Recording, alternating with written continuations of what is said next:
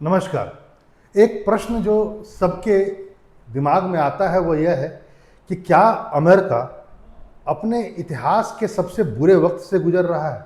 जी हाँ, पूछा जा रहा है कि क्या America is facing the greatest challenges of its history, क्योंकि ऐसा लग रहा है बहुत जगह कि जिस ढंग से आप देख रहे होंगे कि ईरान वॉर अंत नहीं हो रहा है। विश्व की सबसे बड़ी शक्ति और ईरान वॉर को अंत नहीं कर पाया, अपने पक्ष में नहीं कर पाया। लेकिन इसको डीप में समझने की जरूरत है। बात ईरान वॉर की नहीं है, बात रसिया की नहीं है, बात जर्मनी और हिटलर की नहीं है। आपको आज इसको दूसरे परिप्रेक्ष्य में, दूसरे पर्सपेक्टिव में देखने की जरूरत है कि क्या सच में अमेरिका जो आज़ाद हुआ, लगभग हम बोल सकते हैं कि उसने आज़ादी की घोषणा 1776 में की थी, और after the treaty of Paris, Paris की संधि जो 1783 में हुआ था, उसके बाद उसे रिकॉग्नाइज किया गया था एक इंडिपेंडेंट नेशन की तरह। तो वहां से लेकर के आज तक के इतिहास में, जिसमें बीच में दो बहुत बड़े पड़ाव पड़े, जिसमें प्रथम विश्व युद्ध और द्वितीय विश्व युद्ध भी आएगा, फिर एक बहुत बड़ा एरा, एक बहुत बड़ा कालखंड आपको दिखेगा कोल्ड वॉर का, शीत युद्ध का।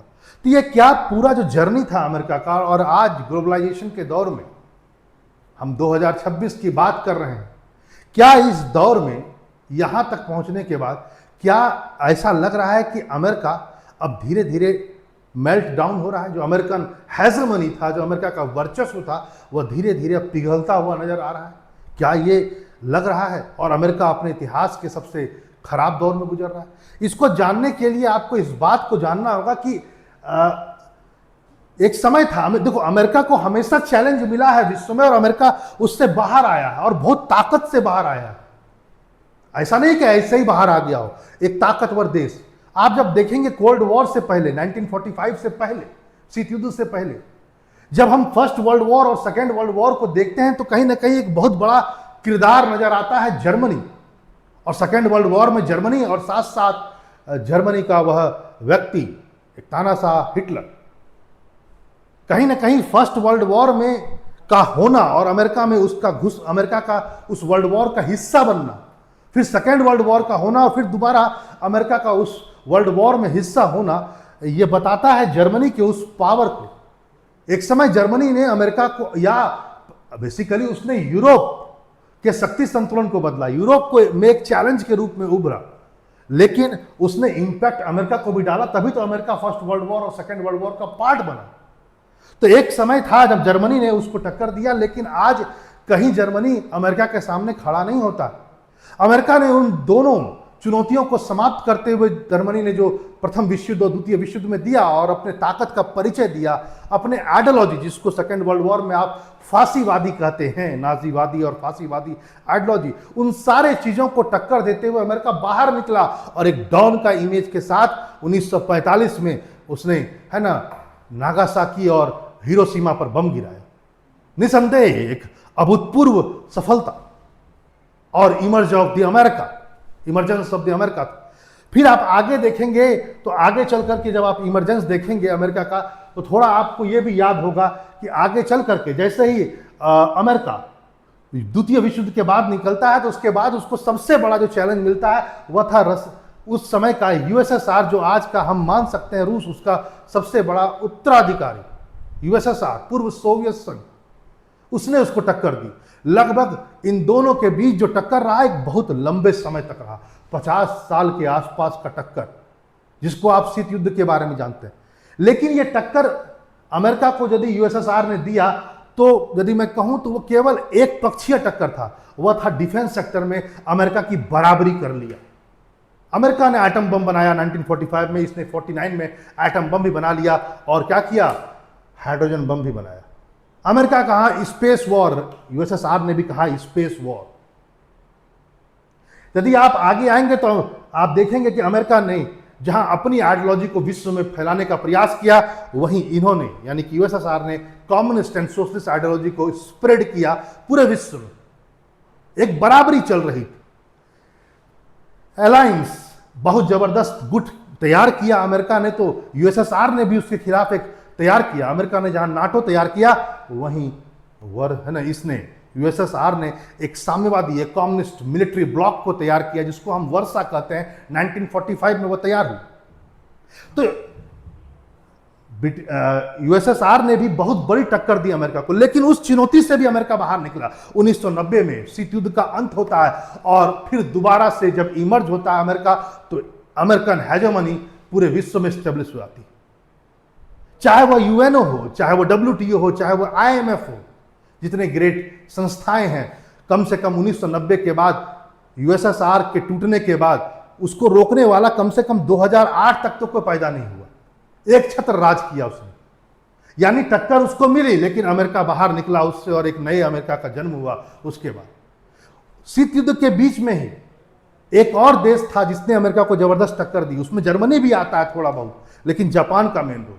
जापान ने जो टक्कर दी वो दी इकोनॉमी में, मिलिट्री में नहीं, इकोनॉमी में, टेक्नोलॉजी में, इंडस्ट्री में। और अमेरिका की आंखें खुल गई, ये क्या हुआ?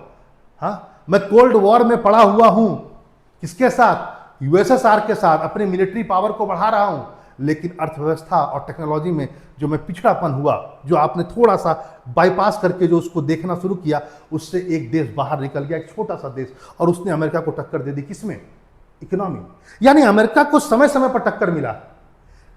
मिलिट्री और इंडस्ट्रियल पावर, आइडियोलॉजिकल चैलेंजेस, कम से कम प्रथम विश्व युद्ध, द्वितीय विश्व युद्ध के दौरान जर्मनी से। फिर आप देखेंगे 70s में, 1970s में अमेरिका को चैलेंज मिला जापान से, लेकिन वो इकोनॉमिकल और टेक्नोलॉजिकल चैलेंजेस था। और तीसरा जो सबसे महत्वपूर्ण चैलेंजेस था, जो पूरे शीत युद्ध काल में 1945 से लेकर 1990 तक चला, वह था रसिया। लेकिन रसिया ने भी जो टक्कर दी, वह भी मेन कोर मिलिट्री टक्कर था। तो फिर अब क्या हो गया? अब एक बहुत बड़ी बात हुई है जो चेंज है, और यही अमेरिका के अस्तित्व पर एक सवाल खड़ा करता है, और यह बोलता है कि अमेरिका शायद विश्व में अब तक के अमेरिकी इतिहास में अमेरिका सबसे बुरे वक्त और सबसे ग्रेट चैलेंज को फेस कर रहा है। क्योंकि एक देश है चाइना। माना जाता है कि चाइना पहला देश हुआ जिसने अमेरिका को ईच एंड एवरी सेक्टर में चैलेंज कर दिया। जापान ने जहां केवल इकोनॉमी, टेक्नोलॉजी और इंडस्ट्री में चैलेंज किया, और रसिया ने केवल डिफेंस, आइडियोलॉजी और अलायंस में चैलेंज किया, ये सब चीज में चैलेंज कर दिया। ये दोनों का मिला जुला रूप था, या सब का मिला जुला रूप था। इसने इकोनॉमी में भी चैलेंज कर दिया, मैन्युफैक्चरिंग में भी चैलेंज कर दिया, टेक्नोलॉजिकल चैलेंज भी कर दिया, मिलिट्री में भी चैलेंज कर दिया, अलायंस में भी चैलेंज कर दिया, गठबंधन में, आइडियोलॉजी में भी चैलेंज कर दिया। और इसका जो इन्फ्लुएंस है, ग्लोबल इन्फ्लुएंस चाइना का, उसने अमेरिका के ग्लोबल इन्फ्लुएंस को भी बाईपास करना शुरू कर दिया। चाइना का BRI प्रोजेक्ट, जो कि ग्लोबल इम्पैक्ट बना हुआ है, जिसने कहीं ना कहीं अमेरिका के डोमिनेंस और अमेरिका की छवि को कम किया। चाइना का बढ़ चढ़ करके WHO में काम करना, इबोला पर काम करना, यह बता रहा है कि उसका जो ग्लोबल इन्फ्लुएंस है, या उसका जो ग्लोबल प्रभाव है, वैश्विक प्रभाव, वह भी अब धीरे धीरे अमेरिका को बाईपास कर रहा है। यानी विश्व में पहली बार आज के परिप्रेक्ष्य में हम कह सकते हैं, कम से कम 2008 के बाद यह सिनेरियो बदला। 2008 में जब अमेरिका में आर्थिक मंदी आई और जिसका प्रभाव पूरे विश्व पर पड़ा, उसके बाद से एक ऐसी चाइना का इमरजेंस हुआ जिसने पहली बार अमेरिका को सभी क्षेत्र में चैलेंज कर दिया। और ऐसा पहली बार, क्या अमेरिका चाइना को कर पाएगा कमजोर? हाँ, अमेरिका की पूरी सोच है कि चाइना कमजोर किया जाए, और इसलिए अमेरिका चाहता है कि चाइना किसी न किसी कॉन्फ्लिक्ट में घुस जाए, चाहे ताइवान के साथ या इंडिया के साथ। वो चाहता है, क्योंकि जब तक चाइना लड़ेगा नहीं, तब तक वह अमेरिका उसे कमजोर नहीं कर पाएगा। वह चाहता है कि किसी युद्ध में यह फंसे और उस युद्ध का हम भी पीछे से पार्ट बन जाए, युद्ध लंबा टने, और उसकी इकोनॉमी भी समाप्त होगी और उसका मिलिट्री पावर भी समाप्त होगा। लेकिन यहाँ पर एक प्रश्न बहुत बड़ा है, वह यह है, हिटलर तो कुछ और बात कहता है। हिटलर कहता है विकास के लिए युद्ध भी आवश्यक है। आप क्या इससे सहमत हैं? आगे आइए, जरा एग्जाम्पल भी देख लेते हैं, जरा समझते हैं। देखो, आज के तारीख में जापान हो, चाहे रसिया हो या इंडिया हो, उसकी इकोनॉमी उतनी बड़ी नहीं है जितना चाइना की है। यदि मैं नॉमिनल GDP की बात करूं तो यूएसए का 30.8 है, तो चाइना का कम नहीं है, 19.5 जा चुका है। यानी चाइना ने बहुत तेजी से इस गैप को भरा है। हाँ, निस्संदेह अमेरिकन पॉपुलेशन बहुत कम है, इसलिए पर कैपिटा इनकम उसका बहुत अच्छा है, $90,000 से ऊपर है, लेकिन चाइना का $13,000 के आसपास में। तो यहाँ पर एक गैप पर कैपिटा इनकम में ज़्यादा आपको दिखेगा, लेकिन यही गैप का जो मूल कारण है वो क्या है? उसका पॉपुलेशन, और यही तो उसका स्ट्रेंथ है। यही पॉपुलेशन जो उसके यहाँ ज़्यादा है, जिससे कारण से वह क्या कर रहा है? मैन्युफैक्चरिंग हब बना हुआ है। धीरे धीरे भारत भी यही बात प्रयास कर रहा है। आगे आइए, लेकिन एक बात इसको भी जानिए, ठीक है मान लेते हैं कि चाइना सेकंड नंबर पर है और एक बहुत बड़ा तो गैप नहीं है, गैप को कम किया गया है, इसलिए कहा जा रहा है कि चाइना ने अमेरिका को चैलेंज कर दिया है इकोनॉमी में। लेकिन सच्चाई यह है कि नॉमिनल जीडीपी में जरूर आपको दिखेगा, और दिखेगा कि अमेरिका जो है 1.6 टाइम्स ज्यादा है चाइना का। लेकिन यदि आप per capita purchasing power parity के आधार पर देखें, पीपीटी है ना, पीपीपी के आधार पर यदि आप देखें, तब आपको पता चलेगा कि चाइना का जीडीपी 44.3 ट्रिलियन है, और ये विश्व में सबसे ज्यादा, ये अमेरिका को भी पार कर देता है। सच्चाई यह है किसी देश का जो वास्तविक जीडीपी आप ये कहेंगे सर ना, तो नॉमिनल नहीं होता है, वह पीपीपी ही होता है। पीपीपी साधारण अर्थों में जरा समझें, एक चीज को जरा समझें। मान लेते हैं कोई खाना आपने लिया, आपने किसी होटल में ऑर्डर किया एक खाना का, पता चला वो खाना अमेरिका में $10 का है, और चाइना में वही खाना एकदम सेम टू सेम $2 में मिल रहा है। तो यहां पर इस बात को जरा समझिए, यानी कि चाइना का जो प्रोडक्शन है वह कम लागत में ज्यादा चीजें बना रहा है।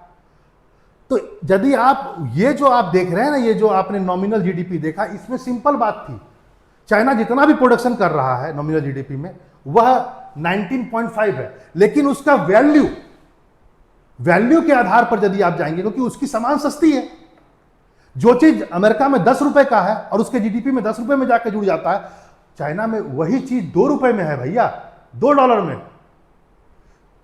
और इस आधार पर यदि आप कहेंगे, तब आप यदि कंपेयर करते हैं, 44.3 ट्रिलियन है, जो विश्व में सबसे ज्यादा नंबर 1 पर। यहां पर आज इस बात को भी आप जाने, नॉमिनल जीडीपी के आधार पर भारत 6ठे नंबर पर है, लेकिन पीपीपी के आधार पर भारत 30वें नंबर पर है। आफ्टर अमेरिका, भारत 30वें नंबर पर, पहले नंबर पर चाइना, दूसरे नंबर पर अमेरिका और तीसरे नंबर पर भारत। सच्चाई यह है, यदि आप गौर करेंगे तो it shows the true size of the countries economic output. ये सही में जो पीपीपी होता है, जो जीडीपी निकालने का एक तरीका है किसी की इकोनॉमी का, वो सच मायने में बताता है कितना प्रोडक्शन उस देश में हो रहा है, वो सच मायने में बताता है। ठीक, तो इस बात को समझें। आगे आइए, कुछ और बातें। टेक्नोलॉजी में आज के तारीख में चाइना जापान को भी पीछे कर दिया, और अमेरिका को तो बहुत पीछे कर दिया। चाहे वह एआई हो, सेमीकंडक्टर हो, क्वांटम हो, रोबोटिक्स हो, स्पेस हो, साइबर कैपेबिलिटीज हो, या एडवांस मैन्युफैक्चरिंग हो, सब में चाइना ने कहीं ना कहीं डोमिनेंस स्थापित कर दिया। इसमें कोई शक नहीं है। चैट जीपीटी अमेरिका का है, एनवीडिया अमेरिका का है, ओपन आई अमेरिका का है। तो यह जरूर आप कह सकते हैं कि एआई में आज के तारीख में भी है ना, जो लीडर है वो यूएसए है। लेकिन दूसरा नंबर पर जरा आइए, वो यह है एआई के साथ सेमीकंडक्टर को जोड़ना, और सेमीकंडक्टर को जोड़ करके रोबोटिक्स में जोड़ना, और रोबोटिक्स को जोड़ करके और इन सब को जोड़ करके मैन्युफैक्चरिंग हब तक पहुंचाना, इन सब में चाइना आगे हो गया। तुम जरूर एआई में लीडर हो, लेकिन सच्चाई यह है चाइना ने एआई को, सेमीकंडक्टर, रोबोटिक्स और मैन्युफैक्चरिंग को मिला करके सारे टेक्नोलॉजी को इस ढंग से मिला दिया कि वह एक बहुत बड़ी शक्ति और मैन्युफैक्चरिंग हब के रूप में सामने आया। तो ये भी बताता है कि जो इस पूरे चीज को जोड़ करके जो इंडस्ट्रियल इकोसिस्टम डेवलप किया है चाइना ने, अमेरिका उसको तोड़ नहीं पा रहा। तुम एआई बना के केवल क्या कर लोगे? आखिर उपयोग तो करना पड़ेगा। तलवार बनाने से, जेब में रखने से काम नहीं चलता है, उपयोग तो करना पड़ेगा। और उसने उपयोग करके अपने आप को, अपने पूरे देश को एक इकोसिस्टम में डेवलप कर दिया, इंडस्ट्रियल इकोसिस्टम। आगे आइए, आगे चाइना मैन्युफैक्चरिंग में आइए। मैन्युफैक्चरिंग हब चाइना बन चुका है, जैसा कि मैंने आपसे कहा। माना जाता है 4.82 ट्रिलियन का के साथ में, वर्ल्ड बैंक का लेटेस्ट अवेलेबल डाटा है, चाइना का जो मैन्युफैक्चरिंग वैल्यू है, एडेड है, वो इतना है जो विश्व में किसी देश का नहीं, आसपास भी नहीं है। चाइना आज के तारीख में नंबर 1 बनता जा रहा है। किसमें? इलेक्ट्रिक व्हीकल्स में, बैटरीज में, सोलर पैनल में, शिपिंग में, इंडस्ट्रियल मशीनरीज में, रोबोटिक्स में, ड्रोन में, स्टील में, रेयर अर्थ मेटल्स में, चाहे वो इलेक्ट्रॉनिक्स सप्लाई चेन में हो, इन सब में चाइना लगभग नंबर 1 हो चुका है। और ये सब अंततः किससे जुड़ेगा, जरा बताइए? ये सब किससे जुड़ेगा? ये एआई हो, चाहे ये सब चीजें हो, अंततः ये कहीं ना कहीं चाइना के मिलिट्री पावर को भी इनहेंस करता है। और अमेरिका इसको तोड़ नहीं पा रहा। अरे भैया, तुम खाली इकोनॉमी में आगे जाते तो समझ में आता, तुम केवल मिलिट्री में आगे जाते तो समझ में आता, तुम दोनों क्षेत्र में और जो नए क्षेत्र पैदा हुए हैं एआई, सेमीकंडक्टर, सब में अमेरिका को चुनौती दे दी हो। ये एक छोटा सा एग्जांपल और सुनिए मैन्युफैक्चरिंग के बारे में, आश्चर्य लगेगा कि क्या है। देखिए, कमर्शियल शिपिंग बिल्डिंग में चाइना कहाँ है, जरा समझिए। माना जाता है कि जो ग्लोबल लीडर आज के तारीख में कमर्शियल जो शिप है उसमें चाइना आ चुका है। लगभग ग्लोबल शिप में जो 2023 का डाटा है 50% अकेले शिप चाइना बना रहा है, ठीक है। लगभग प्रत्येक साल वो कमर्शियल शिप बना रहा है 1700 के आसपास में, और माना जा रहा है कि शिप बिल्डिंग कैपेबिलिटी जो एडवांटेज ओवर है वो 330 गुना है, 230 गुना। मतलब चाइना का जो शिप बिल्डिंग जो है, जो पूरा का पूरा इकोसिस्टम है, वो 230 गुना ज्यादा है किससे, अमेरिका से। अमेरिका एक समय बहुत आगे था, आज कहां चला गया। कहां 50% शेयर है चाइना का और कहां 0.1% है केवल अमेरिका का। कहां ये 1700 बनाता है, ये कहां 5 शिप बनाता है। सर ये कैपेबिलिटी बता 2023 की है, तो आप सोच सकते हैं कि इस ढंग से आगे बढ़ा। हाँ, अब आइए मिलिट्री में, सीधा मिलिट्री की बात करते हैं, 1 to 1 बात करते हैं। इसमें कोई शक नहीं है कि यूएसए का जो मिलिट्री बजट है वो बहुत ज़्यादा है, लगभग 954 बिलियन ये इसका है, और चाइना का है 336, लगभग 3 गुना। पूरे विश्व में का जो मिलिट्री एक्सपेंडिचर है उसमें अकेले 33% शेयर के साथ में ऊपर में है कौन, अमेरिका, और चाइना का है 12%, ठीक है। इस हिसाब से अमेरिका नंबर 1 पर है। और ये, लेकिन सच्चाई ये है कि चाइना धीरे धीरे अपने बजट को बहुत तेजी से बढ़ा रहा है। और केवल बजट, केवल पैसा डिपेंड नहीं करता है कि हम कितना पैसा दे रहे हैं किसी की मिलिट्री पावर को, हर एक के मिलिट्री पावर को अलग अलग तरीके से आंकना पड़ेगा। जरा इस बात को समझिए, मिलिट्री पावर कॉम्बिनेशन होता है सब चीज का भैया, उसमें बजट भी आता है, उसमें टेक्नोलॉजी भी आता है, इंडस्ट्रियल कैपेबिलिटी भी आता है, वेपन्स भी आता है, लॉजिस्टिक भी आता है, ट्रेनिंग भी आता है, एक्सपीरियंस भी आता है, अलायंस भी आता है, और ज्योग्राफी भी आता है। और इस आधार पर यदि आप कहेंगे तो चाइना पीछे नहीं है। हाँ, ये बात अलग है कि सबकी अपनी अपनी कैपेबिलिटी है। जैसे मान लो अमेरिका की कैपेबिलिटी है उसका स्ट्रॉन्ग एयरक्राफ्ट कैरियर, उसके ग्लोबल बेसेस, जो विश्व में उसने इतने ग्लोबल बेस बना रखा है, उसका एयर पावर निसंदेह बहुत तगड़ा है, न्यूक्लियर ट्राइड, तीनों क्षेत्र से वो उड़ा सकता है, जमीन से भी न्यूक्लियर बम छोड़ सकता है, हवा से भी छोड़ सकता है, पानी से भी छोड़ सकता है, और उसके अलायंस जैसे कि नाटो वगैरह सब कुछ, ठीक है, आपको पता। तो ये अमेरिका की मजबूती है। लेकिन न्यूक्लियर ट्राइड में तो चाइना भी है, सच्चाई है। और एयर पावर में आइए, आज कहा जाता है एयर पावर विश्व का सबसे ज्यादा है, क्योंकि 14,000 से ज्यादा एयरक्राफ्ट इनके पास में है, चाइना के पास निसंदेह कम है। लेकिन इसमें कोई शक नहीं है कि जितनी तेजी से 5th जनरेशन का प्लेन चाइना बना रहा है, विश्व में कोई देश नहीं बना रहा है। और सच्चाई है, विश्व का कोई देश नहीं है जो 6th जनरेशन का फाइटर प्लेन बना लिया हो, चाइना ने बना लिया। फिर भी आप इसको देखिए, हर एक का अपना है ना, जब कोई लड़ता है तो अपने स्ट्रांग पॉइंट पर लड़ता है। चाइना का स्ट्रांग पॉइंट ये सब नहीं है, चाइना का स्ट्रांग पॉइंट उसका मिसाइल है, एयरक्राफ्ट है, ड्रोन्स है, शिप्स है, सबमरीन है, सैटेलाइट है, साइबर कैपेबिलिटी है। और इन सब के साथ जब चाइना आगे बढ़ता है तो अंतगत वो पैसिफिक से को पार भी कर सकता है, यानी एक मिलिट्री चैलेंज हो सकता है आगे चलकर अमेरिका के लिए, इसमें कोई शक नहीं है। यानी इतना जरूर है कि विश्व में कई बार अमेरिका को चैलेंजेस मिला, लेकिन आज जो अमेरिका चैलेंज फेस कर रहा है वो बहुत बड़ा चैलेंज है, क्योंकि पहली बार अमेरिका को किसी ने सभी क्षेत्र में चैलेंज कर दिया।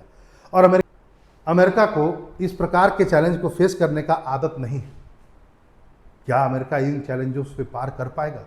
और क्या सच में चीन अमेरिका को बाईपास करके बाहर निकल सकता है? ये अपने आप में सोचने की बात। यहाँ पर एक लाइन जरूर आप समझ लीजिए। देखो, हो सकता है कल को अमेरिका को मिलिट्री में और इकोनॉमी में दोनों में पीछे कर दे, लेकिन इतना जरूर है कि आप अमेरिका को उसके हार्ड पावर यानी मिलिट्री पावर से जरूर पीछे कर सकते हैं, लेकिन अमेरिका का सॉफ्ट पावर निसंदेह बहुत ज़बरदस्त है।